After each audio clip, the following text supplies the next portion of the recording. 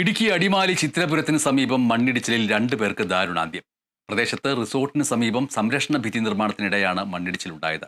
നിർമ്മാണ ജോലികൾക്കിടയിൽ മണ്ണിടിഞ്ഞ് തൊഴിലാളികളുടെ മേൽ പതിക്കുകയായിരുന്നു. ആനച്ചാൽ ബൈസൺവാലി സ്വദേശികളായ തൊഴിലാളികളാണ് മരിച്ചത്. ടാത്തിമുക്കിന് സമീപം അപകടം നടന്നത്. നിർമ്മാണ ജോലികൾക്കിടെ മണ്ണിടിഞ്ഞ് താഴേക്ക് പതിക്കുകയായിരുന്നു. ഈ മണ്ണിനടിയിൽപ്പെട്ടാണ് 2 തൊഴിലാളികൾക്ക് ദാരുണാന്ത്യം സംഭവിച്ചത്. ആനച്ചാൽ ശംഖുപടി സ്വദേശി രാജീവൻ, ബൈസൺവാലി സ്വദേശി ബെന്നി എന്നിവരാണ് മരിച്ചത്. പ്രദേശത്തെ റിസോർട്ടിനോട് ചേർന്ന ഭാഗത്താണ് മണ്ണിടിച്ചിലുണ്ടായത്. ഇവിടെ സംരക്ഷണ ഭിത്തിയുടെ നിർമ്മാണം നടക്കുകയായിരുന്നുവെന്നാണ് വിവരം. ഇതിനിടയിൽ മൺതിട്ട ഇടിഞ്ഞ് താഴേക്ക് പതിക്കുകയായിരുന്നു.